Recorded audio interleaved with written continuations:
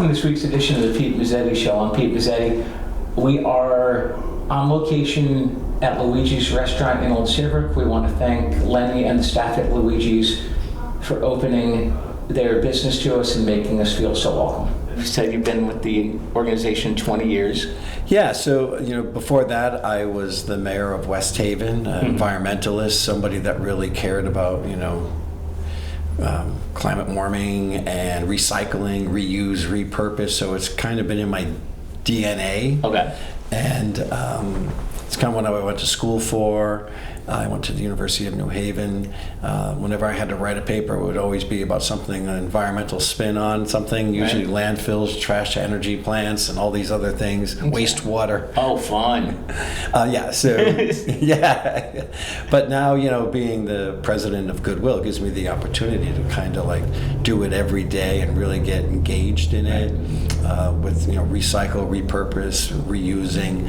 And the really lucky thing is that the younger generation is really into it. And so that used to be more of a West Coast kind of a thrifting thing, but now all across America, and especially here in the Northeast, it's trending really strongly. Not only our Goodwill stores, but also our thrift stores and our outlet stores, and as we have now a new store in Old Saybrook. That's right. A boutique store. So we're really excited how it's been received. Now, what is the difference between a regular store and a boutique store? Yeah, so a regular store would be more like the Clinton store. Okay, sure. For folks that might be listening in this area on the shoreline. But, a Rocky Hill store, it's more like a TJ Maxx when you walk in. Sure. Everything's displayed, everything's got a price tag on it. And the boutique store is like the best of the best stuff that we have. Gotcha. And it would be stuff that would be sold. When a store identifies a high-end product, they usually would send it either to e-commerce, because we do have 2 e-commerce facilities. Oh, yeah? One in Hamden and one in Providence, Rhode Island. Okay. And there was just a study that I saw today, I think it was in the Wall Street Journal, but one of the, it shows that online sales has now outpaced brick and mortar sales. So when, total volume of sales, online is where it's at. Right. And brick and mortar stores are struggling because of the overhead and the costs and insurance and all that other stuff. Right. So, we've been kind of riding that wave where now we have, we select items, and that would be unique for e-commerce. Legos sell really strongly on e-commerce. Vintage things, musical instruments, watches, jewelry, vintage clothing, higher end would sell at our e-commerce. But we decided to also shift some of that high-end product to the Old Saybrook boutique store. Oh, yeah? And so the stuff that you see there would be not the stuff that you would normally see at Goodwill, although you'd probably see it because that's where it was. But we now have a different way of selling it. And so we have the boutique store and e-commerce. Now, how's the e-commerce industry doing? Yeah, it's doing really well. Yeah? Yeah, so we have a site called shopgoodwill.com. Okay. And now most Goodwills across the country engage in that, and it's unique. It's very specific to the region. Out in California or in Florida, they might not have the colder weather that we have, and we don't have the warmer weather that they have. So they have a unique. Some of it's related to the climate, but also with regards to the age of the housing stock and the age of the communities, where here in the Northeast, there's probably a lot more vintage items, vintage books, artwork, and other collectibles than you might see in Florida or California, although there's obviously stuff like that there too. But I think for the people that like to go Goodwill treasure hunting, the Northeast really has a lot to offer for Goodwills. Now tell us a little bit about the programs and services that you guys offer. Yeah, so we do services, throughout our region. We have 3 main hubs. One is in North Haven, One is in Westville section of New Haven, Okay. and the other is in Norwich. Okay. And the fourth is in Providence, Rhode Island. Right.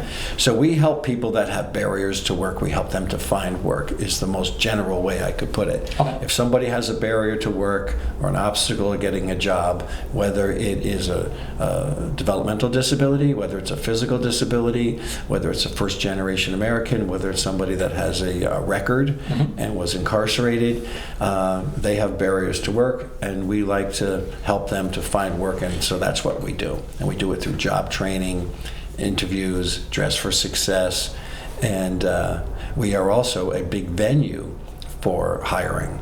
So like all of our stores, we usually have, we kind of walk the walk. If you're somebody that's in one of our programs and you want to get into retail, you want to get into e-commerce, you wanted to customer service, programming, warehouse, forklift, material handler. We really have a lot going on that we could then hire folks that go through our program. And so Right. that's why funders kind of like working with us, although we really don't have a lot of funders other than the state of Connecticut, which is just a smaller grant. Right. But we do some ex-offender work, and we do some job training work, and so we have some funders with that. But the nice thing is, it's not just that we train somebody and then we say good luck. Right. We train somebody and we say, you're hired. Wow. Pretty cool. Yeah. Pretty neat. And obviously the job training program part of the aspect of things is pretty entailed. Oh yeah, we have a big program. So part of our program includes transportation. We have a lot of folks that have difficulty getting in. So we have a fleet of vehicles that we would drive to the different communities and pick people up. And then once we pick them up, they have a designated work location. Okay. And it's up to them where they want to work. As far as at one of our stores or at the warehouse. So we like to have choice Right. for folks to decide where they want to work.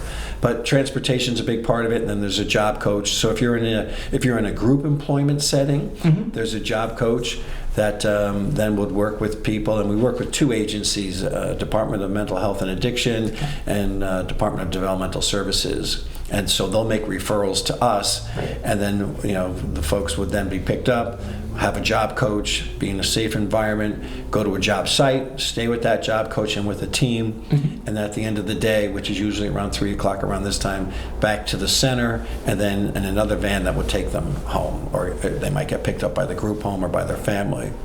And that's the group employment. But Okay. then we also have individual employment, and that's somebody that is more independent. Right.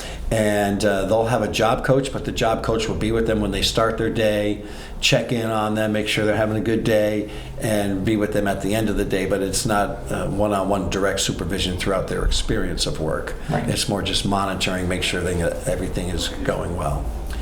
And then we have the program for people that were incarcerated. That is an intensive program that we go through. They end up working with somebody that would be familiar with that population, but also before we send people out into a job site, we want to make sure that they're job ready. So there's a lot of training and communication that takes place to make sure that everybody's job ready before we send them out. And if let's say the person thinks they're job ready and they're not, then what happens? Yeah, so then they would come back and either go through more training, Okay. or we would try to find another match for work that would be more suitable for them. Now, as far as we'll talk about this during the segment as well. You guys do fundraisers as well, but I believe the big one is Fantasy of Lights. It is, yep, and that's in New Haven, Yeah. Lighthouse Park. So for our fundraising, we basically do 2 golf tournaments, one in Connecticut and one in Rhode Island, which is always very well attended. And the Connecticut one, we play at the Farms, which is in Wallingford. Sure. It's a great tournament. And then we have another one that we play at the Lake of Isles, which is in Foxwoods. Foxwoods, yeah. And that's a challenging course. And so for the golfers that are listening in, you could show your support for the agency and help people get ready for work by supporting that. But Fantasy of Lights is far and away our largest fundraiser that we do. And that is a light display. It's a mile-long park at Lighthouse Park that you would drive through the light display. It's $10 a car, and it's been $10, for a long time. Yeah. And and then you go through the different displays. There's music that's synchronized that you can get from we have a little radio station there, believe it or not. Okay. Maybe that's what we should have you do, is come and talk on the radio station we have there. I can do voiceover, sure. Yeah, and so it's there's Christmas carols, and we talk about our sponsors, and we talk about our mission. And so that is run by volunteers. Right. The building industry and the operating engineers and the building trades all come and they erect all the displays, and there's like 40 or 50 displays that you need cranes and things to put up these displays. The electrical union comes and wires them and gets them all prepared, and then volunteers come every night, almost like it's like a team building event. Okay, sure. So different organizations, whether it's a restaurant, whether it's a national chain, or whether it's a small, like Luigi's, where we are right now, they'll say tonight is Luigi night, and people that come by that know Luigi's see and they get pizza, or they say hello and wish everybody a nice holiday. So it's a great way for the volunteers to kick off a holiday, and it's a great way for people that are experienced to see the community coming together at the holiday season. Now it starts in November and goes till January? Yeah, it goes till New Year's Eve. Okay. Yeah. We tried to go until Little Christmas, which is January 6th. Right. But we really didn't get a lot of traffic flow. Oh, no? But yeah, no. But we're open to it, and the city of New Haven has been a wonderful partner, because it's certainly heavy lifting, because we get thousands of cars there. Some nights there is 1,000 cars there, and Really? they line up in the community. And we could only do this because of the patience of the people of New Haven, particularly in the Cove section of New Haven, because they allow this to take place, and we're so grateful for that. Now, how did the idea of Fantasy of Lights come about? So that was the former CEO. That was Mal? That was Mal, okay. And it was 31 years ago. And him and the development director at that time, Eloise, they decided, let's give this a try and see what happens. And it's been growing ever since. And now with technology, it's a little bit of a challenge, and so we always try to spice it up a little bit. But younger people today have so much technology right in their cell phone that going by and seeing an illuminated display with Santa or Rudolph, or whatever the display might be, you would think might not be such a stimulating thing, but it really is. And it's the vintage aspect of it, which now we're really excited about, where we have Christmas carolers that come, and the vintage Christmas songs that we sing that would be the popular ones that everybody's familiar with. Right. Yeah. So and we're always looking for new ways to wow people, with the displays. But we are a little bit challenged because we're near Tweed Airport, so we can't do like a lot of. They do drone shows. Well, that's not going to happen. No. Or laser shows, and that can't happen. As either. a general rule, they'll frown upon that. Yeah, right. Yeah, so most of it is low to the ground, but we still make it work. With you can take a picture with Santa. You can go through the displays. And the nice thing is, some people that went through 30 years ago as a kid are now going as parents and grandparents. So it's kind of cool. Now, what are the hours of the display once you guys open? Yeah, so we open up from 5 o'clock until 9 o'clock throughout the week, and then we're open till 10 o'clock on Fridays and Saturdays. And I'm sure over the years you've done it in the freezing cold. Oh yeah, some nights. And the snow. Coming off a Lighthouse Park is, yes, it is windy and cold, so you have to dress appropriately. But a lot of people bring, their little fire pits and stuff like that, and it's quite the event. The bigger organizations, they usually have either a cookout while they're there, and everybody's there to make sure, they put the cones there, they facilitate the traffic, they collect the money, and they have a good evening doing it. Now, if people want to you're always looking for volunteers to We come are, help. yeah. So what types of volunteer opportunities can people expect if they want to volunteer? What can they do? Okay, so you would come and if you wanted to, let's say, work Fantasy of Lights, Right. you could work in the booth and you would give out, you would collect the money because it's Right. kind of like a toll booth situation. Okay. So you're in a heated environment, and or you could hand out the brochures. We also have 3D glasses that people wear to, Oh, cool. which is kind of fun. And you could facilitate the traffic. We have people out there just to make sure that the Lighthouse Park is, there's a lot of roads, there's a boat ramp, there's a bird watching facility and all that. So we just, that you could facilitate cars, making sure everybody's safe, or you could be there to greet people when they come back with Santa and the hosts for the evening. So yeah, there's plenty to do. So if anybody would like to volunteer, we'd love to have you volunteer. And I'm sure you're there every night at least. I'm there. Well, not I'm every there, night. not every night, but every other night pretty much. I like to go and I like to thank the volunteers for being there. Now, as far as the organization goes, how did you guys do during the pandemic? Yeah, so during the pandemic, it was quite a challenge for us. But it also gave us the opportunity, as terrible as that sounds, but to kind of reorganize and reset. So the whole time that we were closed, everybody was off, and so we weren't opening up, and nobody was coming to the office, but I was going to the office every day because I was the only one there. Right. And it gave us the opportunity to kind of reset, to rethink, and reorganize, and that's what we did. And we're seeing really good results because of that. Back rooms were cleaned, although, during a lot of donations were coming in because people were home. Yeah, right. And then there was the woman, Maria Kondo. She was the one that was very popular online about minimizing your life. Okay. And reorganizing your shelves and organizing as a minimalist. Mm-hmm. And so that was right after COVID. So we got a tremendous amount of donations, which is great, but also a challenge because what makes our business tick, Goodwill Industries, is a donation comes in. We use people that are volunteering or people that are part of our programs to process it and sell it, and then move it out, and then more donations. So it's kind of like a ebb and flow of product coming in, being sold, whether it's in brick and mortar, what e-commerce, boutique.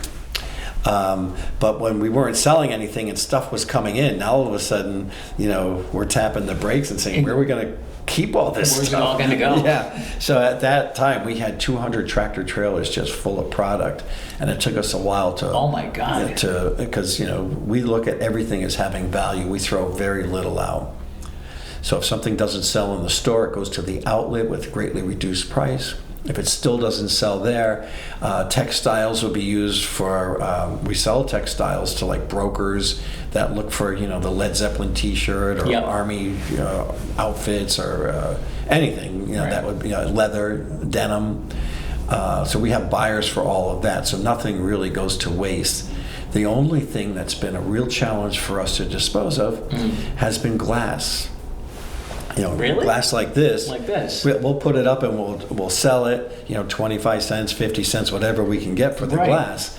But when it doesn't sell, it's heavy, and there's really no other purpose for it. Right. We did have a guy that would pulverize the glass and put it in asphalt, after it was back to its original sand. Asphalt. Yeah, Okay. but we just got a grant, and I want to thank the state of Connecticut and the legislature.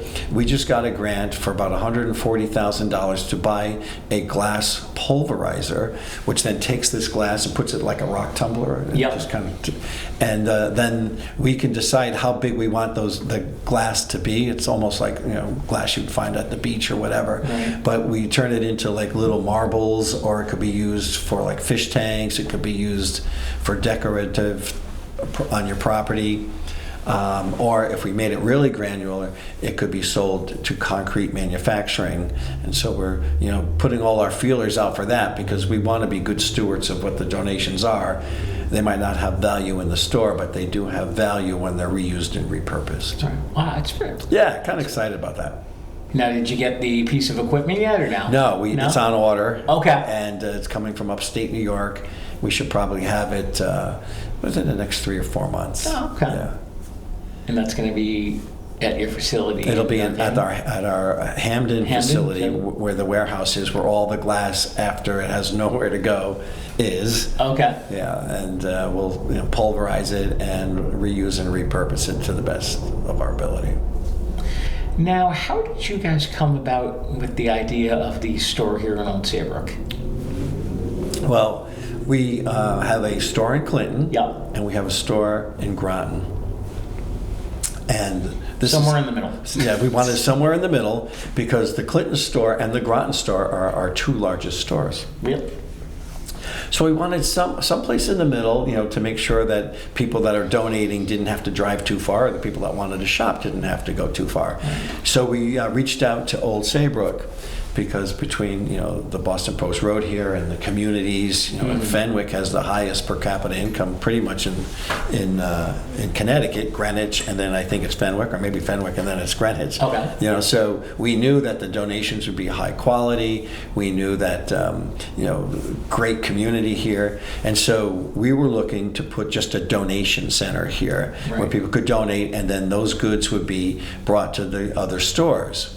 The town of Old Saybrook said that we don't allow collection of donations like that. You have to have retail. If you want to collect donations, our zoning requires you to also have retail.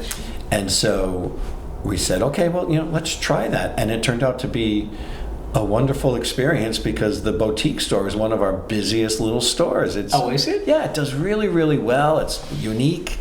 And the donations that come in, I was just there 5 minutes ago. There was a line of people making donations. Thank you for that. Yep. People were inside processing those donations. People were inside shopping.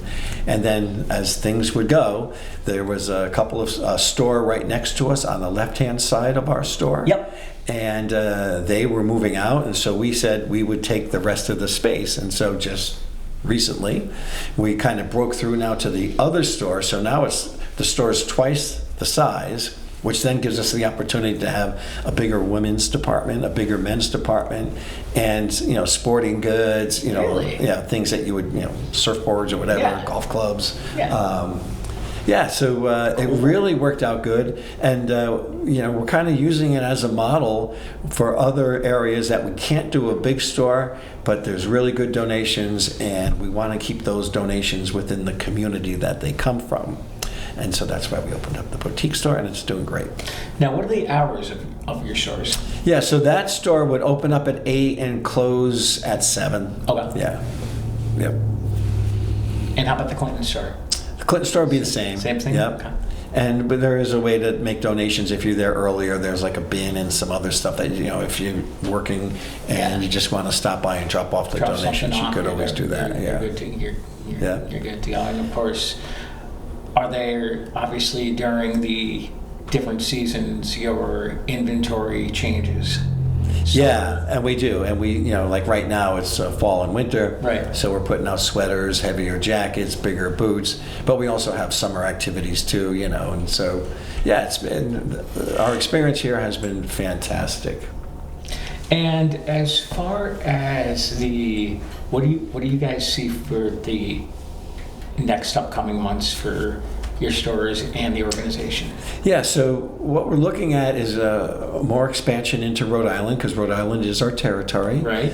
And we've opened up 3 or 4 different stores there. Really? And what we also do is when we have attended donation centers, and they do well, we probably have 6 or 7, one in Cromwell, one in Westerly, one in West Haven. And if the donations are strong in those donation areas, then we usually like to open up a store so the donations can stay within the community. So what we're looking at now, we're opening up a brand new store on the Berlin Turnpike. Okay. And when that opens up, we're going to relook at all of our attended donation centers and look for larger locations. And I can see that, like the old Saybrook store, Yep. we're already kind of like thinking, well, maybe we should have another store. That would be between Clinton and Groton. And actually, just around the corner, I saw there was a big building behind Dunkin' Donuts. Yes. Yeah. It looked like it was a ag store or Yeah, something. it was Smithfield Supply, which was, I believe it was formerly Agway. Yeah. So I'm looking at that, and I'm like, that might be a great location to talk to them about that. But- Yeah, because that used to be a Agway until they decided. Like feed and grain and, yeah. you know, like Tractor Supply kind of thing. Yeah, sort of. Yeah. Sort of. Yeah, But beautiful building. It is a beautiful building. If people want more information on the organization, where can they go? Yeah, just go to our website, Goodwill of Southern New England .org, and please, you can call my office directly at 203-777-2000, extension 1261, or online you can just put in Goodwill and Richard Borer, and all the You'll contact information You'll will pop up. Yeah, so. You will pop up. Well, Rich Borer from Pete, it's Goodwill. always good to see you, and thank you Thanks for for some letting time. me talk a little bit about what we're doing. Hopefully we'll see you again soon. I hope so. All right. Thanks, Rich. Thank you. On behalf of Rich Borer, I'm Pete Mezzetti. Thanks. Good night. We'll see you next week.